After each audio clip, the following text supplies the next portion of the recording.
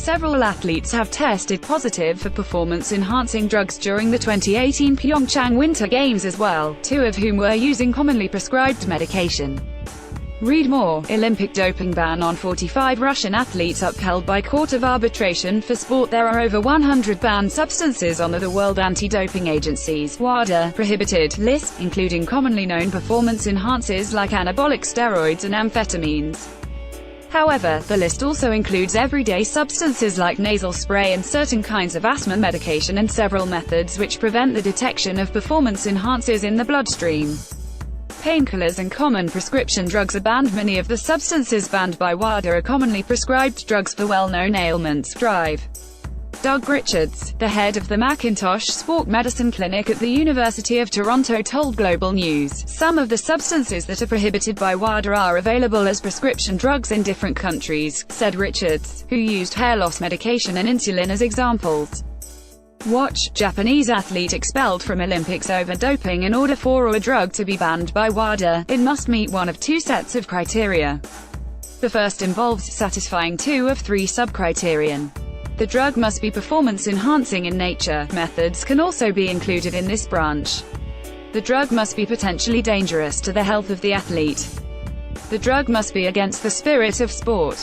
A drug can also be banned if it's determined to be a masking agent for performance-enhancing drugs, personal identification, etc.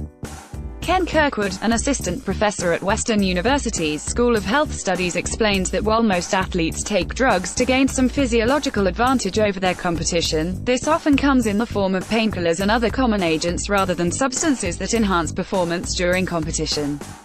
Read more. Doping charge against Russian medalist could ruin country's shot at reinstatement. He adds that the physical advantage of this to athletes is that they're able to train harder by recovering faster from workouts, though this does little to help them while competing. We often see the use of painkillers because you're injured, drugs that are banned but you're using them to keep you in your sport. Athletes are playing hurt because they just don't feel it, explained Kirkwood. Other prescription medications that are banned by the WADA include the nasal decongestant pseudoephedrine, the asthma drug salbutamol, the heart medication meldonium and insulin. Watch. Doping controversy leads to verbal spat between Canadian, Russian in Pyeongchang. So far, 3 athletes have tested positive for doping during the 2018 Winter Games.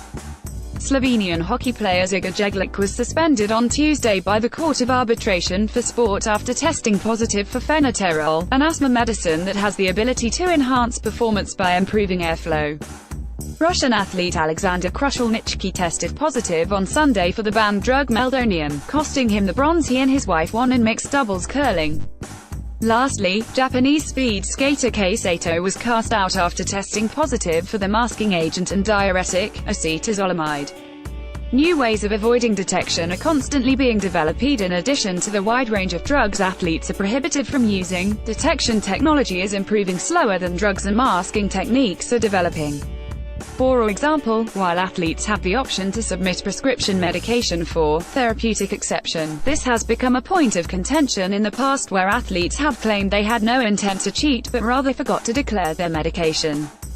In addition, athletes have run into trouble in the past by asking for a medical exception for drugs which were later deemed medically unnecessary.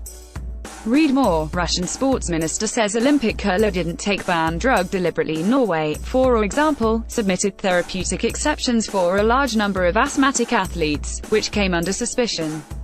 According to Norway's public broadcaster, the country's Olympic team took 6,000 doses of asthma medication to Pyeongchang. Cheaters find ways to evade detection by changing doses or using designer substances that a lot of people don't know about, said Richards. Watch. Doping ban on 28 Russian athletes overturned. In addition, as detection technology gets better and more precise, athletes are getting more proficient at fooling drug tests. Microdosing, taking small doses of performance-enhancing drugs more frequently rather than large doses at longer time intervals, is a prime example of how those determined enough have found new ways to game the system.